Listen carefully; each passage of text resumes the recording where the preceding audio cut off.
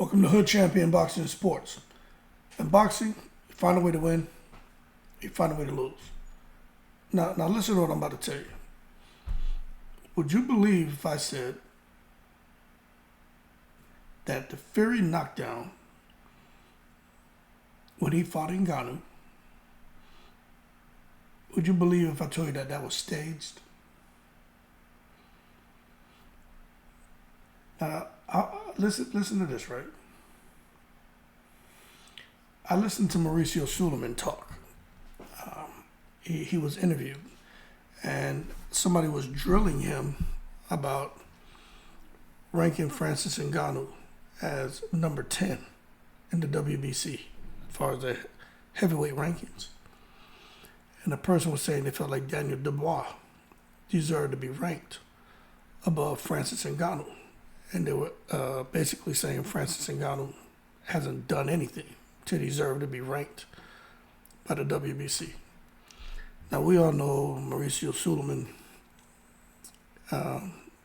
He and the Secret Society, they move in sync. So I'm not surprised Suleiman decided that he was going to rank Ngannou. But let's understand something here. If Ngannou would not have knocked down Tyson Fury, and Tyson Fury would have just outboxed him and made him look less than a basic boxer with, like Mike Tyson would say, somewhat primitive skills, would there be the buzz that the Saudis needed and the PFL needed in order to help advance Francis Ngannou's career, but more importantly, what the Saudis are trying to do for boxing and sports, and also what the Saudis and Peter Murray, the PFL CEO, is trying to do for the PFL and mixed martial arts in the Middle East and Africa. Now, I'm going to tell you this. Francis Ngannou has created so much of a buzz because of the knockdown against Fury. And look, many people believe he won that fight, right? But check it out. He's created so much of a buzz to where he was supposed to return the first quarter of 2024 in the cage in the PFL. But so much so that they're sitting back and just want to see what's the next move for him, whether it's going to be another boxing match or what. It could be a couple. Now, I'm going to tell you, when I listened to Mauricio Suleiman, he was sitting there basically defending his decision to rank Francis Ngannou. And what he was saying is, look, he knocked down the champ, and it went to a split decision. So he's saying, who else could have done what Francis did? Now, I got to be real. Anyone who follows this channel know I got the hairy eyeball on Tyson Fury. But Tyson Fury didn't look serious about the fight. He didn't look in shape. But when you see the results, and this is where you got to understand, when the Saudis are talking about the importance of using the results from the fights, they're not talking about using having a favorite fighter and using their win to advance the fighter's career.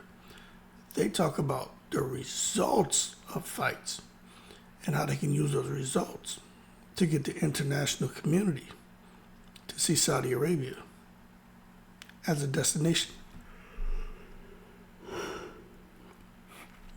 So now that you understand the importance of results to the Saudis, let me get ready to wrap up this video in about 3 to 4 minutes. So now the result is Tyson Fury looked vulnerable. Now he goes to fight Usyk, a fight that meant there's some people felt Usyk even before that would beat Fury, but the majority felt that Tyson Fury was just too much for Usyk. He would embarrass him. Now, as a result of Fury and Ngannou, a lot of people are picking Usyk to beat him, right? So Fury is on his way, another big boxing match in Saudi. They're going to get the attention they want, and they're going to get even more support and probably even more people to come out there to watch that fight because they feel that there's going to be an upset with Usyk beating Fury. And then as a result of the fight between Fury and Usyk, Fury and Ngannou, now Ngannou gets to return against a big name, if not go to the PFL and help to grow the PFL throughout the Middle East and Africa, because Francis Ngannou was a champion in the UFC, and the way it is now, some people feel that he should be the WBC champion in boxing. Now, I'm going to read something to you. Listen to how this guy is talking, and it tells me that once you understand this, there's no way in the world they're going to let Francis Ngannou come over there and fight Tyson Fury and look anything like a beginner. He had Mike Tyson training him. He had to come in there and deliver something so that he could take the result of that and continue moving up the ladder. So the guy Peter Murray is the CEO of the PFL. So he's saying that Ngannou has a future in boxing and MMA without restrictions, right? Now, what he says is Francis Ngannou's not going away. Francis Ngannou's on a mission, and he's saying how he supports the mission. And he talked about last month how he shocked the combat sports world, the way he performed against Tyson Fury. He talked about the knockdown, clean shots, going the distance, and how one judge had it for Ngannou, but ultimately dropped a split decision that a lot of people question. Now, what he did say is, Ngannou, showing seemingly has opened up about more opportunities than what was expected, although he lost to Tyson Fury.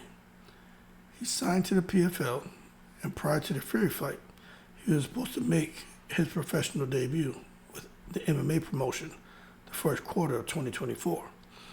But like I told you guys already, they said they know that there could be a chance he fights a big name boxer. But he says they're just taking the Francis Ngannou buzz in stride, and they're going to continue to support him in both boxing and MMA. And he expects Francis Ngannou to be a big part of the promotion as far as the PFL when they dive into pay-per-view next year. Now, check this out. It says Francis is going to be a big part of the PFL and all the pay-per-view events they put on. He's going to be returning to the cage. The details should be coming out before Christmas, okay? And they should have an opponent, and they should have a date. Everything should be firmed up before the holidays. Now, this is what's interesting to me. They say he's going to continue to box, right? And they're even trying to see about a Fury rematch. Who knows what's going to happen?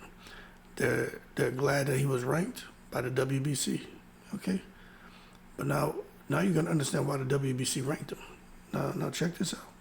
Check this out, right? It says, Murray said the foundation of that league is almost set, and Ngannou is committed to ensuring it's executed properly. Beyond his own fighting career, Murray reiterated that part of Ngannou's agreement with the PFL pertains to PFL Africa. According to Murray's announcements are coming soon about PFL Africa launching in 2025, Ngannou serves as the chairman of PFL Africa. The foundation of that league is almost set. Ngannou wants to ensure it's executed properly. I'll say it again. PFL Africa is coming in 2025, and Ngannou is the chairman. That'll be a big part of his legacy in terms of paving the way for the great athletes and fighters from the continent of Africa. Francis is incredibly passionate about that. Now you understand what's going on with Francis Ngannou and why I think the way that Fury fight went was just to get the results needed to use Ngannou as the impetus to take what Saudi is involved with in the PFL to the next level, not only for the Middle East, but also as they continue to grow into Africa. And they're also looking to grow boxing in not only the Middle East, we all know that now, but in Africa. Couldn't have Francis Ngannou, who is the chairman of PFL Africa, come out here and get destroyed by Tyson Fury, because then he loses all credibility. But right now, Francis Ngannou is the man. Now, I still think Francis Ngannou has skill. He can fight. I like his story. I want him to win. But you know I'm all about a hold your horses, let's not take it to the stupid. Blind man can see some fish going on here. And hey, I like it. I like boxing. So make sure you understand that. I kind of like what I'm seeing. But at the same time, don't come out here, man, and think that I'm so gullible to think Ngannou just happened to get in the ring with Tyson Fury, even though I got the hairy eyeball on Tyson Fury. There's no way in the world that should have happened to him. Maybe he was out of shape. Maybe he didn't take him serious. Maybe Tyson Fury just happened to turn stupid and lose his IQ, which is an exceptional IQ, and throw the same combination back to back. And Francis Ngannou has trained so much with Mike Tyson that in a short period of time, he picked up over 40 years of boxing knowledge and can anticipate that right hand again. If you watch when he threw the hook before Fury threw the right hand. You go watch. Fury hadn't even really released the right hand. Ngannou had already let go the left hook. How did he know to let that left hook go that damn quick? That man had better anticipation than Floyd Mayweather Jr.